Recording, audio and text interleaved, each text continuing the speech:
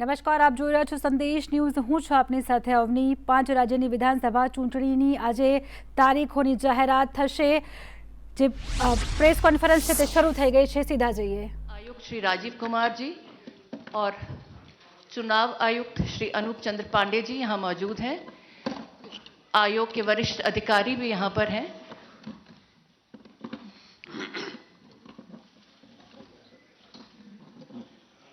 Photographers की सहूलियत के लिए हम ये नेम प्लेट जरा से नीचे करेंगे ताकि आप लोगों का आसानी हो.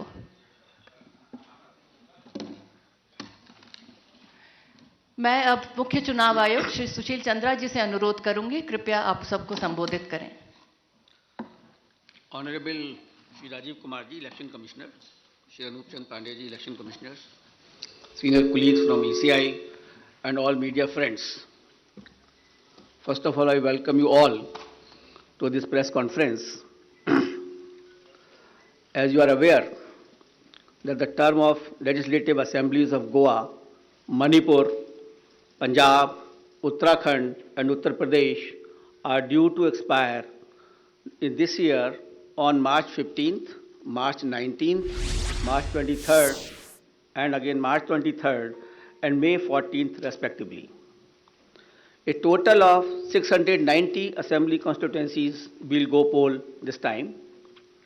These includes 40 assembly constituencies in Goa, 60 assembly constituencies in Manipur, 117 ACs in Punjab, 17 ACs in Uttarakhand and 403 ACs in Uttar Pradesh.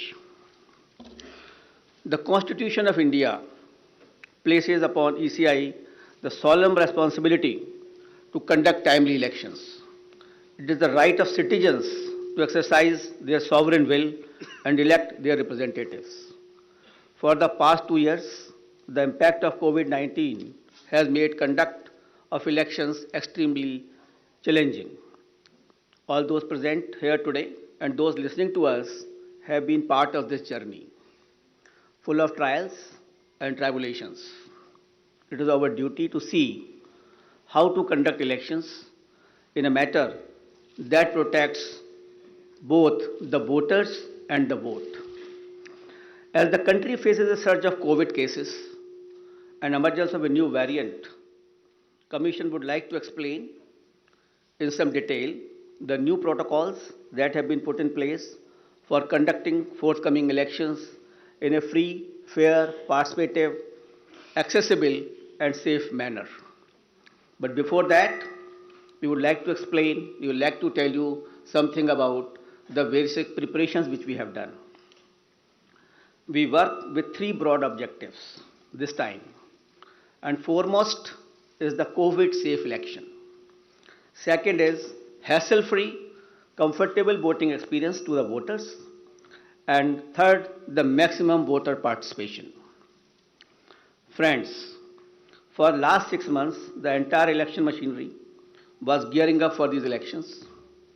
Periodic reviews were done and senior officers of ECI held detailed meetings to review all aspects of poll preparations. A lot of advanced planning and meticulous preparation has been done. In the month of December 2021, Commission visited the poll-bound states to review poll preparedness, and we also had a virtual meeting with the political parties of Manipur and their officers. We discussed with various political parties and elicited their views and suggestions. We also met the chief secretaries, DGPs, DOs, SPs and various enforcement agencies in the states on various issues of preparedness. As the COVID cases showed a resurgence, especially in view of the new variant of concern, that is Omicron, Commission held meetings with Health Secretary, Government of India, and health experts as well, health secretaries of the states. We also had discussions with the Union Home Secretary on this issue. After taking all these views and the opinions and the ground situation, we decided to announce elections to the 5 states with safety norms in place. At the heart of election process lies the sanctity and absolute veracity of the electoral roll. Subsequent to the recently conducted a special assembly revision exercise. The final electoral roll has been published on 5th January 2022 with 1st January 2022 as a qualifying date and is available to all political parties. Commission laid emphasis on registration of new age voters, women and persons with disabilities. A total number of 18.34 crore electors, including service voters, will take part in this election, out of which 8.55 crore are women electors. As a result of the hard work done by our officers in the field, we have some very encouraging figures to share with you. And there was a lot of emphasis on increasing the gender ratio. That is, the women's participation in electoral process. And I'm happy to say that it has been increased in all the 5 states. And as compared to the last assembly elections, and with Uttar Pradesh witnessing the maximum increase of 29 points, followed by Goa 24 points, Manipur 19 points, Uttarakhand 18 points, and Punjab 10 points. With this result, the gender ratio of various states is as under: Goa 1056, Manipur 1065, Punjab 902, Uttarakhand 928, and UP is 868. As many as 24.9 lakh first-time electors, that is between the age of 18 and 19, have got registered in the 5 states. And out of these, first-time women electors are 11.4 lakhs. In the 5 foregoing states, a total of 13.01 lakh PWD voters and 31.47 lakh senior citizens 80 plus age have been mapped. Their participation has been increasing and their presence at the polling stations serves to inspire the younger generation. Service electors, the personnel and security forces deployed in India's far-flung borders, and mission staff, 5.29 lakh service voters will vote in coming elections. After the electors, I would like to tell you about the polling stations. Another area of focus for the Commission has been the facilities available at the polling stations. We had instructed all COs and all DOs to visit all major polling stations to see and to ensure that all assured minimum facilities are available on all the polling stations. And like AMF, like drinking water, waiting area, electricity, ramps, toilets has been made available at all polling stations. All polling stations shall be necessarily located at ground floor for the accessibility point of view. They will be equipped with all COVID mitigation facilities like sanitizers, thermal scanners, masks, gloves, so that they are absolutely safe to our voters. And in view of the pandemic situation, the maximum number of electors at a polling station has been reduced from 1,500 to 1,250. With this particular reduction in the number of voters at a station, we have to increase our polling stations to 30,330 more. And now the total number of polling stations is 2,15,368. So the number of polling stations have been increased by 16% than the earlier assembly elections of 2017. Another significant indicator of the pressure on polling booths is the average number of voters per polling booth. By reduction of these numbers, our numbers of range from 672 in Goa, 688 in Manipur, 699 in Uttarakhand, 862 in Punjab, and 862 in UP. So these are comparable to the best in the world. On an average, these are the numbers for per person for per polling stations. So all stations are less than 1,000, and you see 688, 699, which is very comfortable, and we can give a very good polling stations experience to the voters.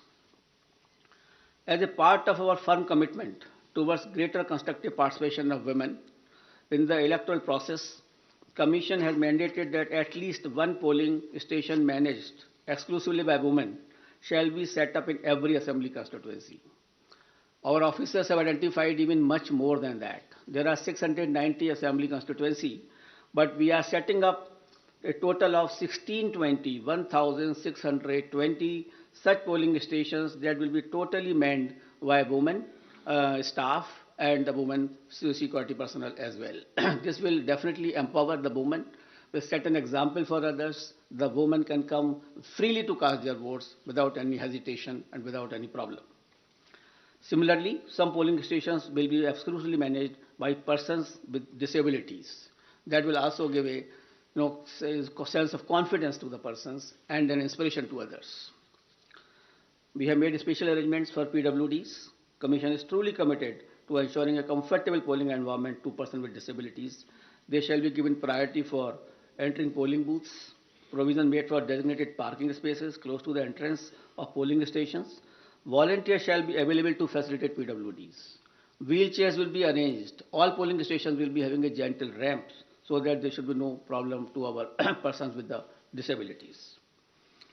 We have made arrangement for the postal ballot facility for absentee voters, and 3 types of absentee voters have been identified. That is the senior citizens with the age above 80 plus, the PWDs with the benchmark disability, and those who are COVID affected. A polling team consisting of 2 polling officials along with a videographer and security will then go to electors' house along with the voting compartment and get the electors to vote on the postal ballot. That is just like ECI at the doorstep of the voter.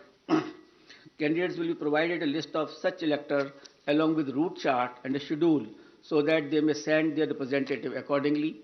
Therefore, there is absolutely transparency as far as this absentee voter is concerned.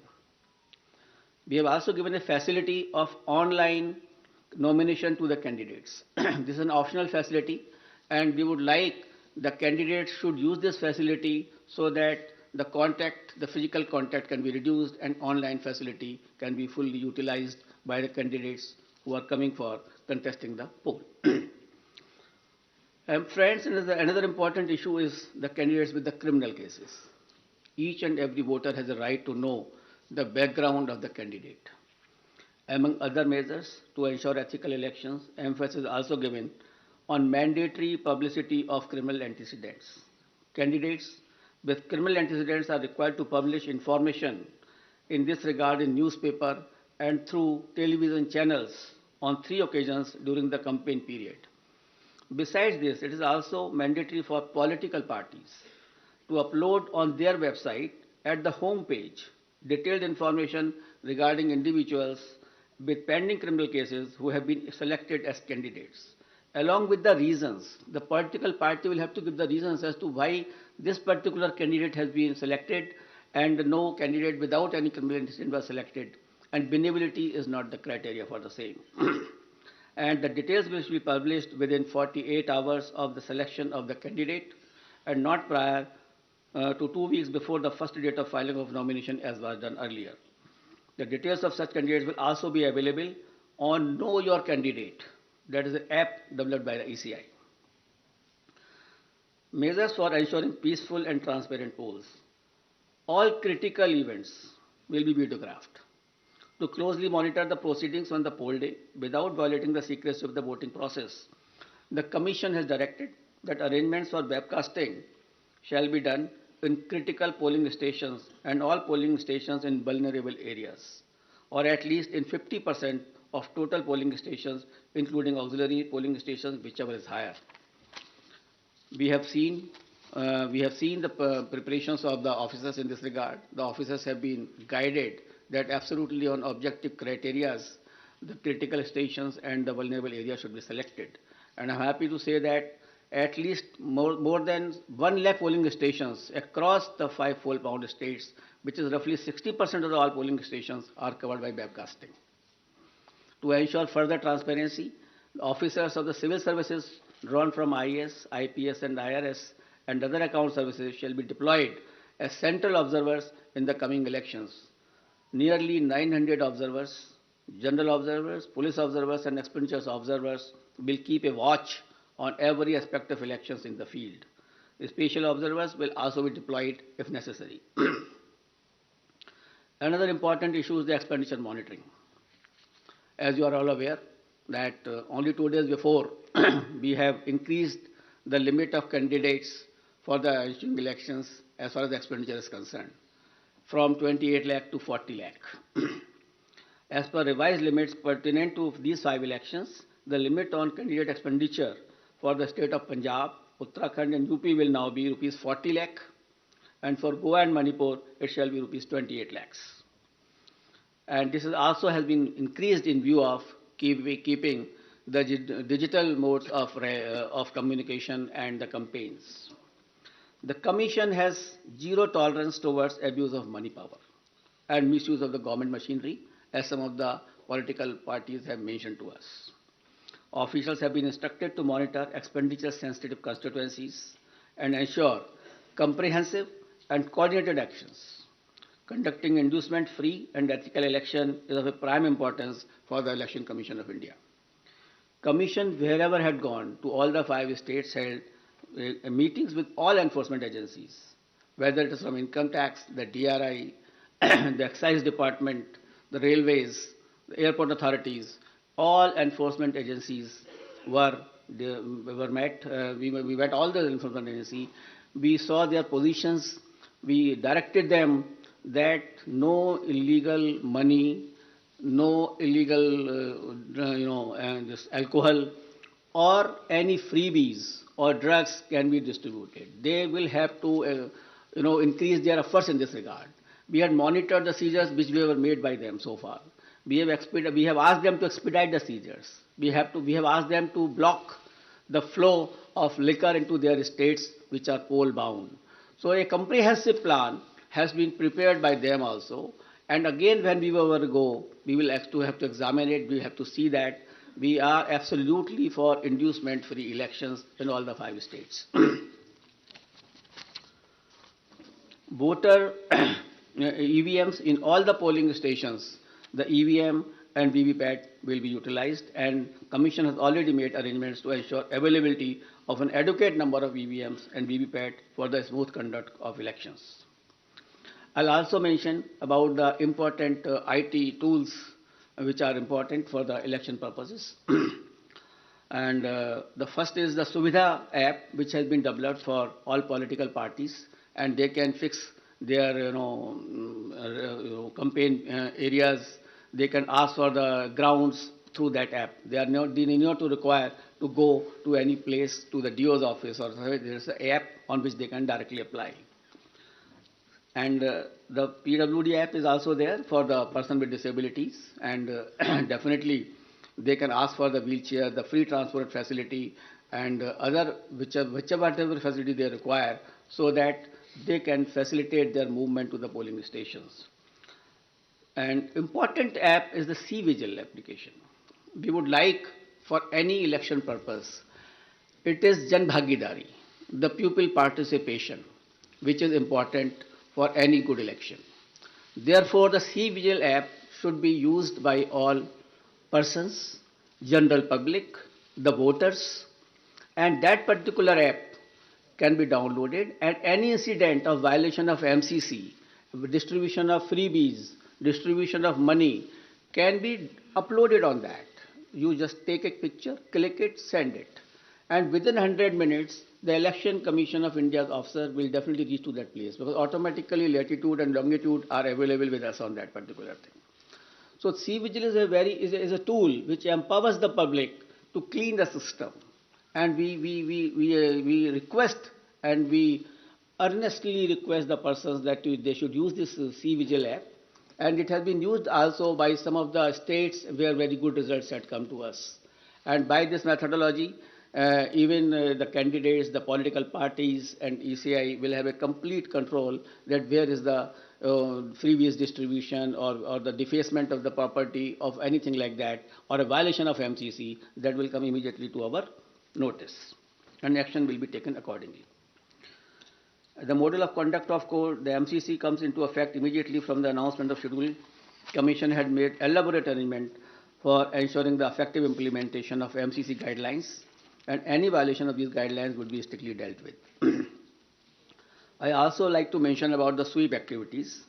Friends, sweep initiatives, that is the systematic voters education program, which we have, is a very important program through which we reach to the voters. And we want voters to be aware about their rights. Voters should be aware about the polling booth safeties. The voter should be should know how to conduct how to go to the polling stations, how to cast their vote, how to use EVM.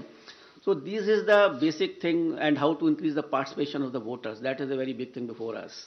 So through our sweep activities, we will make outreach programs to our voters to make them aware about the safety standards at the polling booth, so that they can be assured that the polling booths are absolutely safe.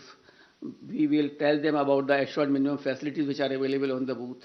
And similarly, a voter's guide, a small voter guide, will also be provided to the voters along with the EPIC card.